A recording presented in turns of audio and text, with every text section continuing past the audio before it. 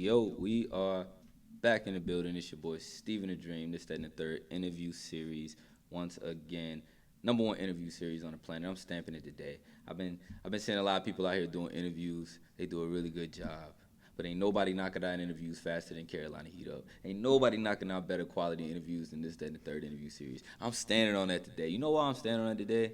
Because I got another fire artist up here with me that I can stand on and know that he's the truth. He's a rapper too. Like not like these, everybody can be in their lane, but he's like Right. rapping. No SoundCloud rapping. No SoundCloud rapping, real deal songs. I got my boy Polo in the building with me. What's good with you, man? You heard? What's up? Me in the building. How you doing? I'm good, man.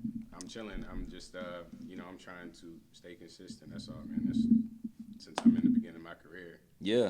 It's the main thing I got to do. That's why it's good to do things like you're doing, like getting out here on interviews, because you can let the people grow with you. Right. A lot of times people don't get to see that grind and all the hard work you're putting in until later. But you're fortunate enough to be able to be recognized. For people myself, I've heard the music. You make good songs, so I want to grow with you. I want to see you grow and progress as well. We want to get into the early stages of your career, but let's, if we can, talk about the life. Like, where were you born? Where were you raised? Are you Carolina boy? What's up? Look, boom. I was born in Buffalo, New York. Buffalo. Yeah, Buffalo, upstate. Okay, Upstate. where it's real cold. You don't want to be outside. Yeah, nah, you don't want none of that smoke. So, Buffalo, New York. I've actually moved from there back here at least 3 times total. So, I mean, this is my second home as well as New York. So, Okay. Yeah, I'm pretty comfortable here, but, I'm 22, still a young boy. Young. Yeah, I started rapping originally when I was 19. Okay. On tracks. I've been rapping for the longest. Right. Doing We my all thing. been freestyling, just Right, yeah, exactly. with the boys, just spitting. I got a couple hidden freestyles that I never drop because people ain't worthy of it. But when you were rapping early on, what were you doing before rap? Were you always into music heavy? Did you grow up listening to someone, or did the switch just hit and you were like, I mean, start rapping? from my family's a musical family. Okay. Regarding myself, my mother sings, my uncle sings, my dad plays the bass, and from the beginning, since I went to church, they always wanted me to play the piano or sing in the choir or whatever. But from the very, very beginning, my own thing that I do, I started writing since I was in 1st grade. Wow. Yeah, so I've been writing for the longest, and I do other stuff on the side as well. When you say write, like raps or like poetry, like anything, everything, man, movies, poetry, songs, all of that. You got away with words. That's what you're saying. Right, exactly.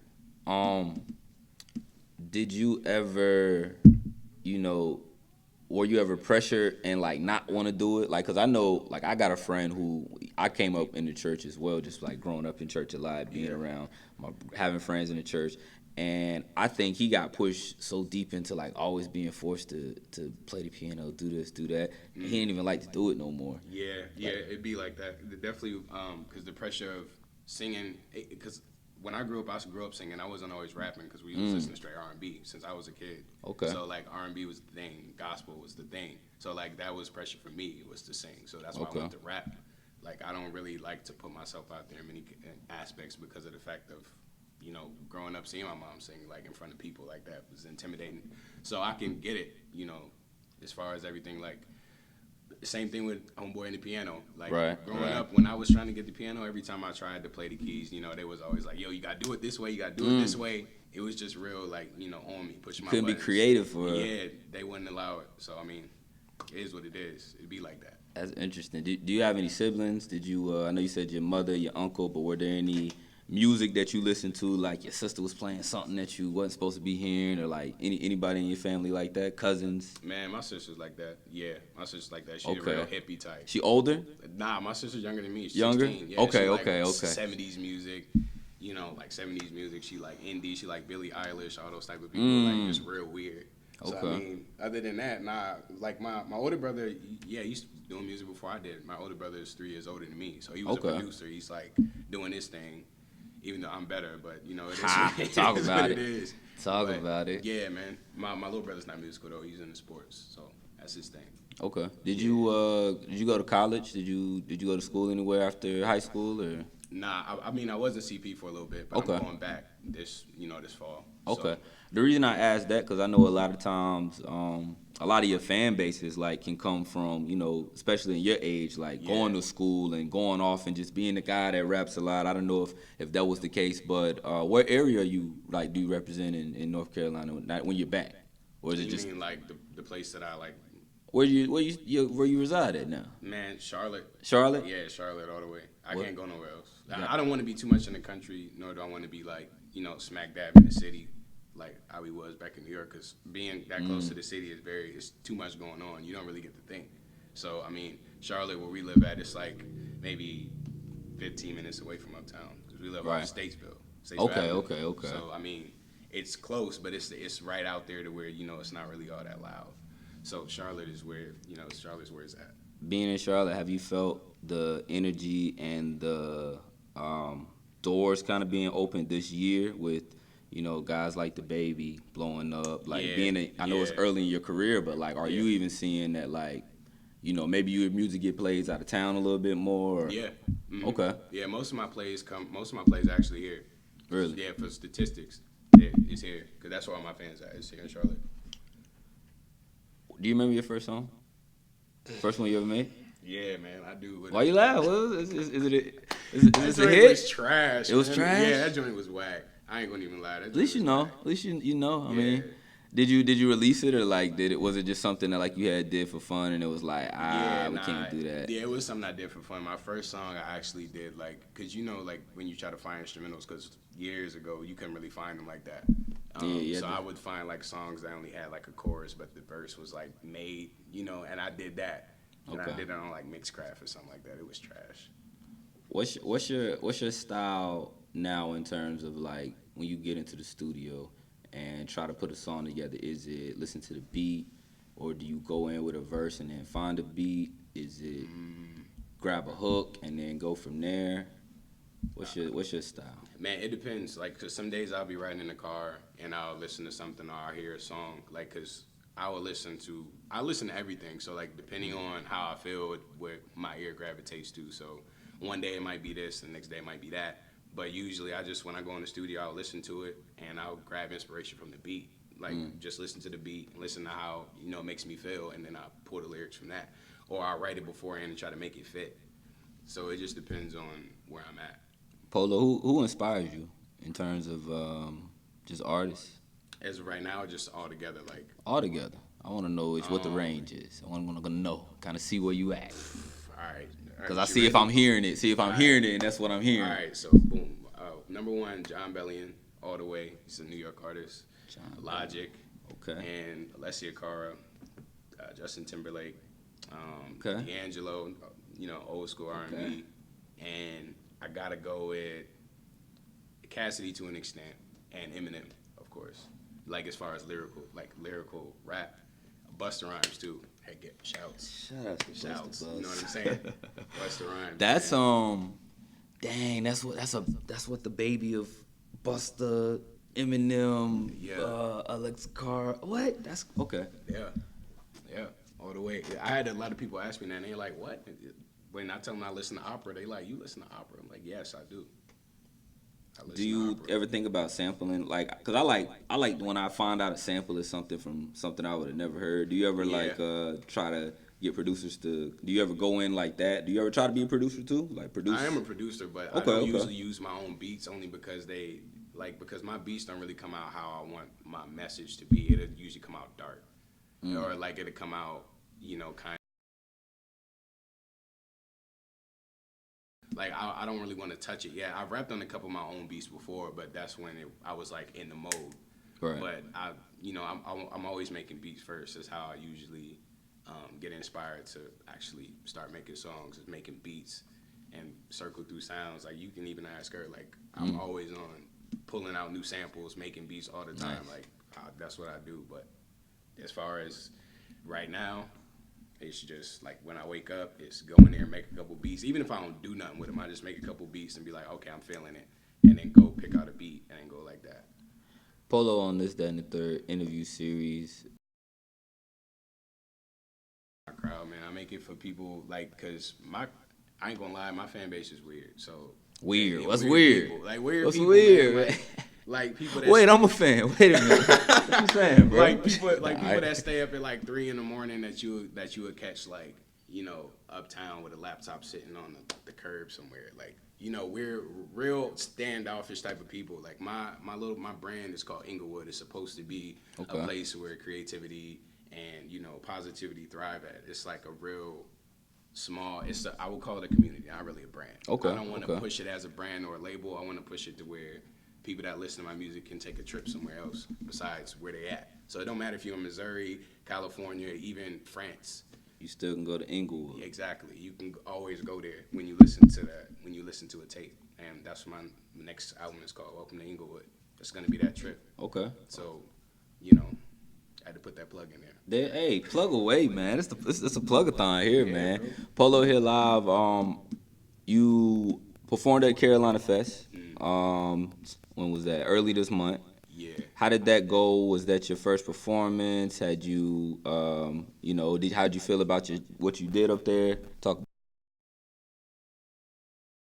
Third altogether. My first performance was in Raleigh, but that performance in general, I got the most reaction and the most following from that one. Nice. Than anything. Nice. Like I came off the stage and I got an interview from some other radio station. I think it was Power 105 was out there, yeah, Point yeah. 1. Shout outs to them. Yeah, and they showed me love. They was the first person to show me love when I got off the stage, and a couple other DJs came up to me and was like, "Yo, you know, we want to hit you up. You gonna make it? All this other stuff." And I was like, "Wow!" And nobody was even standing in front of the stage. They was all like in the back in the cut, like in their own cliques. But they was paying attention though. Yeah, clearly. You had caught their attention. Though. Yeah. So you ain't got to. That's what you as an artist you shouldn't worry about it. Whether it's one, whether it's 100,000. Right. You gotta rock the stage the same way because at the end of the day, you still gotta captivate that fan. So that one fan might have been there, and that might have been the only chance you get for him, and that's it. Exactly. Yeah, and that one fan could have been one of those tastemakers. That's who you looking for too. You know? Facts. Let's do this. Let's play a segment from the performance. Mm-hmm. We'll come back, wrap up. I want to see what's coming up next. I want to see if I can get a little insight on Welcome to Inglewood. But it's this, that, and the third interview series. Steven the Dream, Polo. We'll be right back. I walk in, reaction still loaded in the mosh pit, but I'm still glowing. Only 80 streams on Spotify, but don't flex on me, I'm certified. This year I be stacking it up. 2 years I be breaking it up. Pinch press voters scraping it up, and they rock the money, but this here ain't enough. I need a bitch, just help me run it up. We making moves, yeah, we coming up. Taking down, turn them into dollars and come back with the bad stuff like, yeah, stacking them up, diamonds, yeah, stacking them up, diamonds, yeah, stacking them up, diamonds, yeah. Hey, stacking them diamonds, like me on bell. You been hating on me on the gram, but you can't hope they can say by the bell. Remember we came up from the garage to lighting the eyes on the scale. When I drop, they never do it, levitated with grace. It ain't hard to tell what it is. You don't know about the kids. I need a house on the red, gold shaders in the grid. I have a bill for the dress. That's what they saying when they don't know what it's like to be a prince. Engravers on the diamonds, and crystal shavers on their fingertips. Yeah, stacking them up, diamonds. Yeah, stacking them up, diamonds. Yeah, stacking them up, diamonds. Yeah.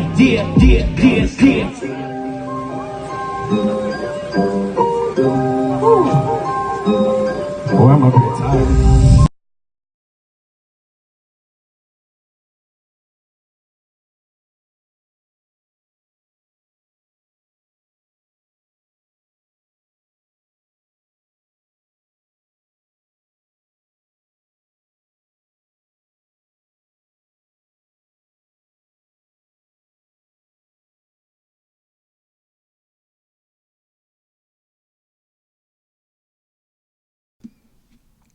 Back in the building, this, that, and the third interview series. Steven the Dream.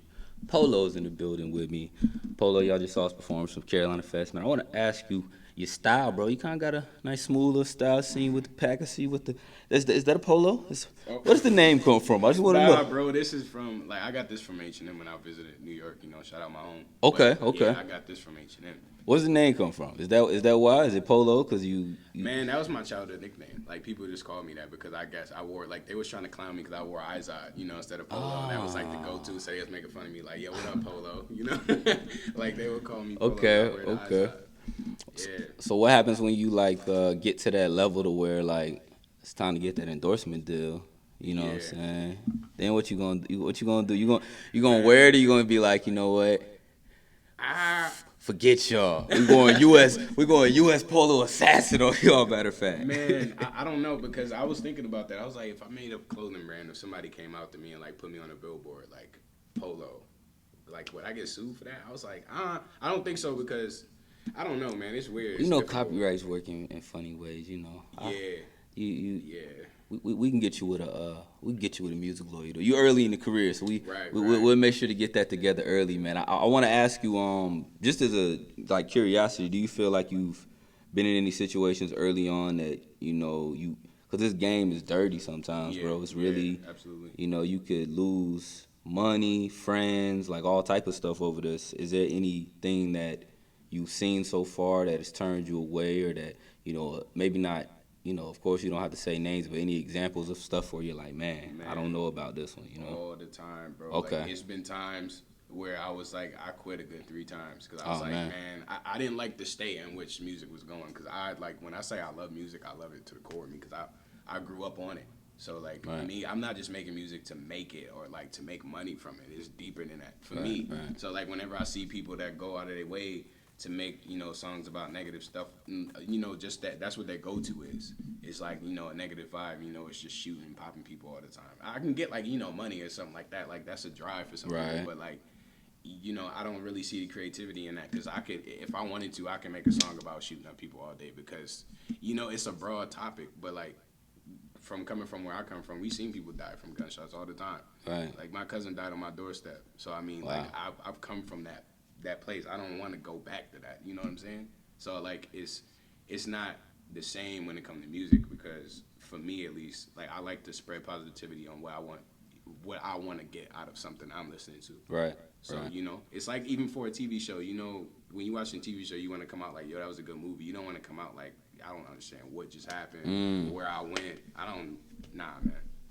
I ain't feeling that. I want to ask you, Welcome to Inglewood is the project you said is coming out. Yeah.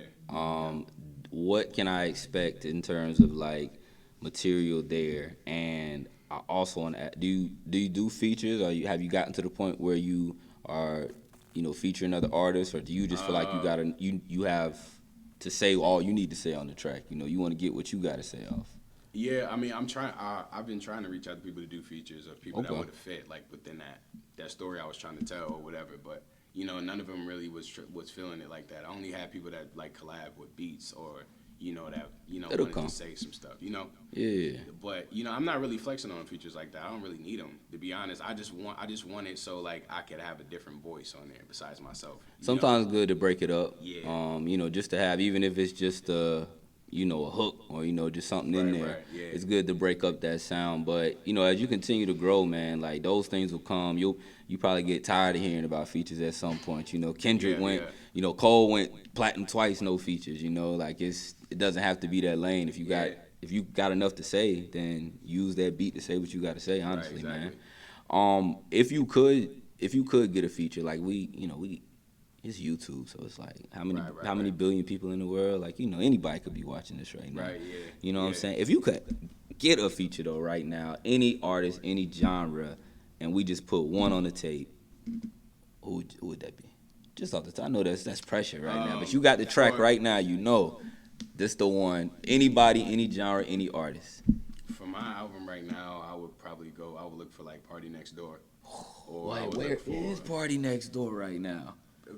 Where is Party? We got a record for you. You waiting on the record? Polo got it. You got it, right? Yeah, bro, come on. He man. got it. You know what I'm saying? Like, come on through. P&D. I'll drop the email, everything. Okay. Yeah. Okay. So, Party Next Door. Yeah. I gotta go with Logic all day. Like, I can take Logic. I can tell. I can tell you like Logic, Heck bro. yeah. You can hear it. But Logic is dope. That last project, people were playing the individual tracks, and I didn't listen to it. And then when I heard it, I'm like, who is that? They like, that's Logic. Then I heard another one, that's Logic. I'm like, okay, let me go check out. Hey man, he coming through, bro. And I'm playing. Bro, I've been there since the beginning. Okay. Since the mixtapes. I was telling him like, yo, he about to get a Grammy, even though he didn't get one yet. Yeah. You know, but you can see. Sad, but yeah, I would get. But anyways, I'll get him too. Okay. And then it's a couple other local artists I would get on the side. I know somebody, Tiani's Rose been buzzing too. Okay. So I want to go after that. You know, that lane of, you know, get a couple of trap artists to get a, you know, a story, but not really for the sound. But I know they would fit. Their voices fit. Right. Struggle fit. So I mean, yeah. Well, is this then the third interview series? Polo, I want to ask this question because, you know, some of these answers may be in this some of the things you just said may be in this, the answer to this question. June 16th, 2020, if we get an opportunity to have this conversation again, a year from now, set the scene. Where would we be? What would we be doing? What would we be talking about? I give you some examples. Somebody said that had some Grammys up here. We'll be drinking out the Grammys. Somebody said we'll be on a yacht. Yeah. You know, somebody said they wasn't even going to be talking to me no more because they was going to be on tour. So you said, I respect it, you know. So, you know, if you could set the scene for me, what are your expectations? What are your thoughts? What would you set it? In a year from now, bro, I'm going to be realistic. We'll probably be on a plane. Okay. We'll be on the plane. First class? First class? Heck, bro, private. Okay. You know what I'm saying? Okay, private. Okay, thank you. Man. Let's go. Private, we be drinking out the pineapple, like my favorite. Drinking out the pineapple? Yes. Drinking out the pineapple, you know what I'm saying? You can't go wrong with it. And, you know, have a little fruit platter out, you know, mango, strawberries, all that joint. You know what I'm saying? Man. I gotta have it. Polo, that's gonna be such a great setup, man. Guess where we going now? Can we make that happen? Like, let's make that happen. Okay. Guess where we going? Album had dropped. Welcome to Inglewood had platinum. Mm-hmm. Double. Okay. Yep. On the plane. Going to Italy. Italy. Facts. Straight like that. So I gotta go. Can't get no better than that. I gotta go get my Italian fit on with the suit. Okay, Polo. Right, you know what I'm saying? Polo, I appreciate you for coming through, man. Yeah, I'm looking love. forward to just seeing the rest of your career grow. You a young artist, you know, in age, but you know you are progressing well. I like the track Diamonds. I'm looking forward to hearing the tape. I want to play Diamonds. We heard you perform a little bit of that, but I want the people to hear that full track. And yeah, man, just let them know where they can find you, where they can find the music, and anything else you want to let them know coming up. Instagram is your boy Polo, YABOYY POLO. Instagram. Twitter is iPolo with a lowercase I. 704. Snapchat, where everything goes down at. Whew. Nate for real with 2 L's at the end. You know what I'm saying? And you can catch me on Spotify, iTunes, every single musical platform at Polo. And look up Diamonds. Diamonds, going crazy right now. We're going to play it on the way out. It's your boy Steven the Dream, Polo in the building. This, that, and the third interview series. We'll catch you on the next one. Let's get it.